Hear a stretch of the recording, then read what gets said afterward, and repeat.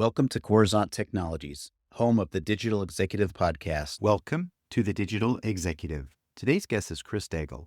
Chris Daigle is the founder and CEO of ChiefAIOfficer.com, a firm that helps executive teams cut through the AI hype and deploy real strategies that drive results. His flagship Executive AI Immersion has become a go-to for mid-market companies looking to boost productivity, reduce costs, and lead in the AI economy. Prior to ChiefAIOfficer.com, Chris spent over a decade advising and scaling tech companies across the U.S. and Europe, with deep expertise in automation, operations, and go-to-market strategy. He's a strategist, operator, and trusted advisor to leaders navigating the AI shift. Well, good afternoon, Chris. Welcome to the show. Thanks so much, Brian. I'm excited to be here today. Awesome, man. I appreciate it. Really do. You're out of Austin, Texas. I'm in Kansas City. So today we're in the same time zone. I traverse the globe, as everybody knows, but I appreciate you making the time. I really do. Chris, if you don't mind, I'm going to jump right into your first question. You positioned ChiefAIOfficer.com as a bridge between AI hype and real business value. What are the most common misconceptions you see executives have about AI implementation? Great question, Brian. You know, when we ask executives, are they using AI? They're like, yeah, we're using it a lot. And when we dig in, we find out that it's really only limited to they're using it to write emails and summarize reports or industry intel and things like that. So they're not really using it to the depth that these tools that they could and should be using it. Thank you. I appreciate that. Exactly. I know a lot of execs today, and I'm trying to get them to adopt, but they're just writing a memo or rewriting a letter or something. At least they're leaning into it a little bit. So I'm excited that they're doing that. But I have to say, when people say they're using it, they're really not using it. And we need to help people adopt, obviously. Chris, I'm going to jump into your next question. Your Executive AI Immersion program is getting a lot of attention. Can you walk us through what that experience looks like and how it accelerates AI adoption for mid-market companies? I think the traditional way of approaching education as an executive is you enroll in a cohort. It's a multi-week. And by the end of it, you should have some sense of like internal knowledge to where on demand, you're able to recall some of the things that you learned over that 6, 10, 12-week cohort. We look at things a little differently. We see that as kind of the old way of learning. Our AI executive immersion, it's 2 days. Now it is 2 full days. However, and we get feedback, Chris, can you make us an AI expert in 2 days? The answer is no. Can I make you an AI expert in 6 months? Probably not. Can I make you an expert level user of AI within 2 days? And the answer is 100%. Again, the old way of learning was if I wanted to be a master of a subject, I would go to school, maybe even an advanced degree. I would have a mentor. I would get a lot of experience because the expectation was in an environment where my knowledge was required, people would kind of turn and say, what do you think, Chris? And I would have to recall this information. When you know how to leverage ChatGPT and other large language models the way that we teach, you don't have to have that information stored internally. You're able to go, hold on, let me prompt appropriately and get that information. We've been able to use this effectively in, you name the industry, and we've been able to provide expert level feedback, insight, analysis, opportunities in that industry, even if we don't have years of domain expertise on that. And it's because we know how to elicit the right information immediately from the models. And now with GPT-5 being released, it's going to be even easier for these executives to be able to do that and really look like a superstar on demand. That's awesome. And that's kind of what we need right now. Things are moving faster and faster. You know, me as a technologist and you, of course, knowing over the years, technology has moved quickly, but now it's hard to keep up. And I like how you highlighted your 2-day program is different than your typical old school, the multi-week cohort, because you know how to elicit the right information out of the technology, the AI, the LLMs today to be able to produce something that is going to get people to launch into something right away. So I really appreciate that. Chris, let's talk about your ignition process. What makes it unique and how does it help companies move from pilot AI ideas to full-scale development across departments? We see a lot of companies and there is intermittent and sporadic introduction of AI. And in some cases, the leadership isn't even aware that their team is using it. The industry term for that would be shadow usage. And what we find is that if they're like, no, we've told our employees they can't use it yet until we identify a governance framework and training and things like that. And then we find out that people are already using it. And I think it's going to be hard to get your employees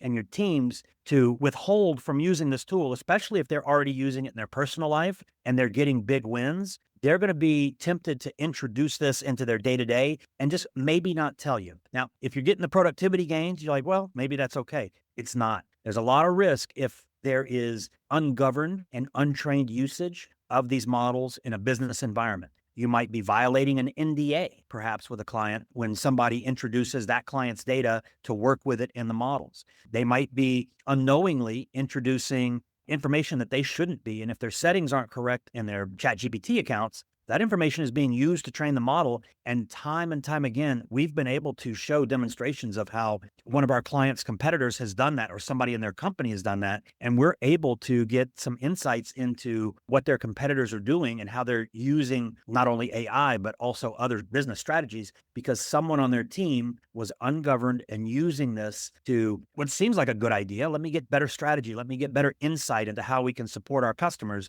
But if it's done the wrong way, obviously it's exposing that company to potential risk. So our framework starts with, first, we upskill the executive so that everybody on the executive team has the same baseline understanding and level of knowledge, so that they're able to have a communication collectively and knowing that everybody is on the same page. It's not like you've got the one superstar and everybody turns to him or her and says, "What do you think?" After that, we start with our personal belief is that in our ignition framework, you need to establish not only a governance and use policy that everybody gets tuned up on and trained on. Great. Now that we've got that policy, let's actually train the teams on using the tools through the lens of that policy. And we found that that definitely mitigates a lot of risk when it comes to how my teams and how our clients' teams are using AI. Once that's done, we tend to identify a champion in each department. Now, we focus on SG&A, sales, general, and administrative in particular, because that's something that every company does. Every company hires, every company runs payroll, every company markets and sells. So by doing it that way, we don't need to possess that internal domain knowledge or industry domain knowledge, because we rely on the people in your company that already have that. And now they're able to start to do something that we call think in AI. And that's basically creating a new reflex, a new default behavior of, before they take an action, they at least consider, can AI support this action being done better, being done at a higher quality, and being done faster? And typically you may have that department lead, but they may not be the AI enthusiast in that department. In that case, we'll get the department lead and somebody that in that department has raised their hand and said, "Hey, listen, I'm interested. I'm using it. I'd like to be involved." So once we have those domain experts or department level experts in your company, and perhaps being supported by the internal AI enthusiast, we will start to identify specific use cases within their departments that are low hanging fruit, things that nobody likes doing. Everybody has to do it. It's part of the deliverable, the fulfillment for that department, but it ends up being not high leverage.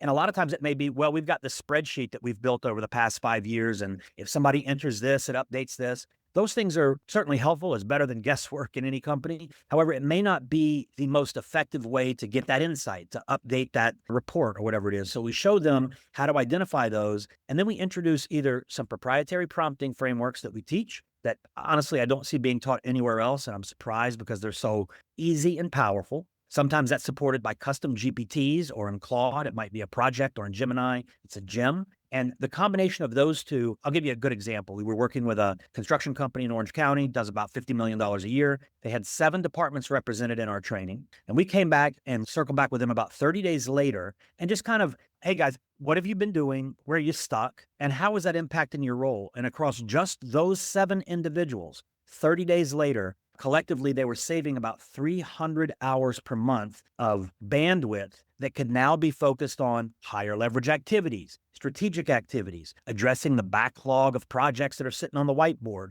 And then once we do that, it's kind of a cycle. We'll repeat that cycle, but we'll go deeper and deeper and deeper into the different departments of the company so that the results end up compounding. It's a pretty fantastic thing to witness. That's amazing. Thank you. I love you going through and breaking out your ignition process. And just to highlight a couple things. Yes, we see people doing a lot of shadow usage out there right now. And it's, like I said, it's double-edged sword. It's great. I'm glad they're leaning into it. But, without a policy, which we've created, of course, and we do have an IT governance council that helps manage that, but it is hard to kind of keep that lassoed in a little bit because there are some gotchas, as you know, and you explain those. But yeah, starting with that exec team, making sure everybody's understanding, everybody's on the same page, and then really leaning in and looking to see where we can start to adopt this technology. Chris, last question of the day. If you could briefly share from your experience, what are the top 2 to 3 AI use cases delivering the highest ROI right now in operations or go-to-market strategy? Marketing is low-hanging fruit. Marketers, just by design, tend to be very interested in new technologies. They're already comfortable with CRO tools, SEO tools. So the bridge from their day-to-day role into using this new tool is very easy for them. And then with marketing, obviously, there's a lot of content. There's a lot of data comparison when it comes to creative that you're using and things like that. Those are tasks that generative AI, is specifically fantastic at. So marketing is a great place to start. Obviously, finance. Not arithmetic's not an opinion. So it makes it very easy. If we've got specific ways that we run reports or that we analyze, last quarter's data and things like that, rather than having an analyst or analysts spend days or maybe even weeks before they're able to present their findings, using generative AI safely and with the frameworks that we teach, they're able to get these insights, let's say instantly, especially compared to the old way of doing things. So I would say marketing, finance for sure, sales, operations, HR, huge opportunities in HR. We talk to HR leaders all the time who, when they tell us what their existing processes are, look, they have to do it. There's no two ways around it. But the way they're doing it is the old way of doing things. It's not introducing something that is able to help pre-screen candidates, help match them up, help review their personality tests and identify if they're going to be a good fit for the role, if they're going to have friction with other people in the department based on those other people's personality tests or performance indexes. So those would be areas where I think every company could feel safe starting. Now, our number one advice for every company is we kind of look at using AI in this 10-80-10 framework.